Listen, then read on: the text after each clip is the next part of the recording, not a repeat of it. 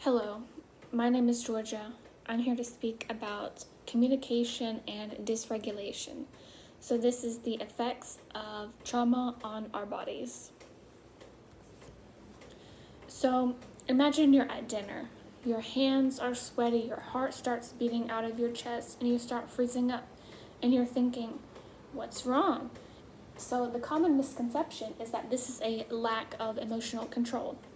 But the real thing is, it's actually your autonomic nervous system responding to something it perceives as a threat. So, when we encounter difficult situations, let's say you're having a debate or you get sent a really scary emotional text, your body instinctively tries to protect itself. So, when the amygdala detects a communication threat, for example, the adrenal gland releases cortisol and adrenaline, and this sends a spike in your sympathetic nervous system. So this makes your heart rate surge about 30 to 50 more beats per minute than the average of what your heart is beating. So sometimes this happens immediately. For instance, you get sent that scary text and immediately you start having these symptoms. Or it takes a while for your body to, get used to this or process it. And you might experience stress in about a week or two. So how do we fight these threats? What does the sympathetic nervous system do? So it's normally classified into fight or flight mode, which is the two main responses that we have. So is it just fight or flight, or is there more? So fight or flight, this is, let's say, fight. In our body, we have this response to fight what's happening. We believe that we can conquer or overpower the threat and just take over. So what happens when we believe we can fight is we might start raising our voice at the person, we might get up in their face, or we might start to use force in our fist and try and, talk some sense into them. And then the other response that we normally get is flight.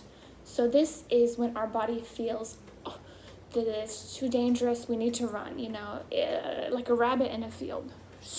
Go. You might run out of the room, or you might just start avoiding eye contact with the person that's speaking to you.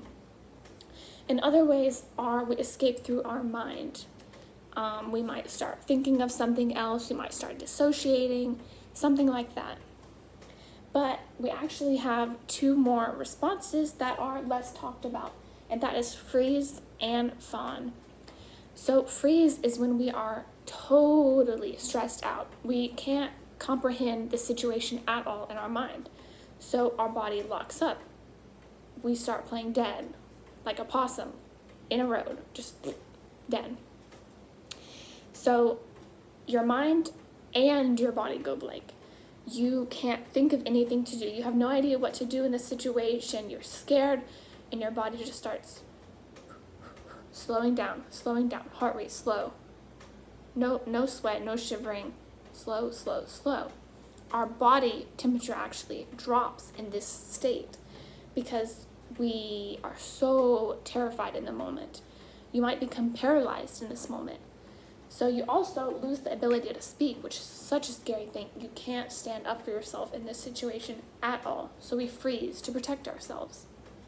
And then there is fawn, the complete opposite. We overcompensate. We start trying to talk the person down. Oh, I'm sorry, it's my fault. You try to submit to the person, you try to please the person, and you start thinking everything is my fault. It's my fault. Please stop yelling at me. So you sacrifice your own personal boundaries in order to get this person to calm down.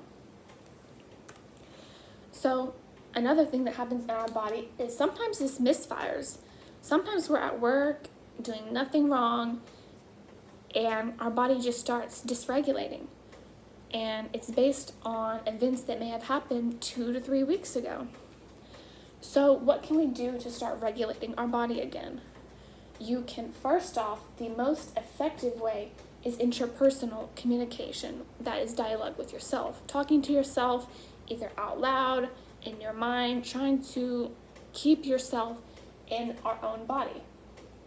This allows us to talk over what's happening with ourselves before the intense emotions take over. So what happens scientifically is it activates the left inferior gyrus, frontal gyrus, and that side sort of is a brake system psychologically. And this lowers the hyperactivity or whatever is happening in our mind by 40%. We can stop getting hyped up over it, and we can start to calm ourselves down by 40% just by talking to yourself in your mind or out loud. So, do you ever get a gut feeling and you don't know what's happening? You can talk yourself through it, and you can talk to your brain, talk to your gut, make them align, and it calms yourself down and grounds you in the situation. It shifts us from that survival mode to then a logical mode. Boundaries are also really helpful for calming the situation down. They are biologically necessary for our bodies. They are a protective shield for our bodies and for our psychological safety. Boundaries allow us to be able to conceptualize what is happening rationally in a disagreement and allow that disagreement to be solved without hyping ourselves up and getting emotionally dysregulated. So that is everything that happens in the body with our nervous system on dysregulation and how we can re-regulate what's happening in our bodies. Thank you for listening. I hope you were able to learn something from this lesson. Goodbye.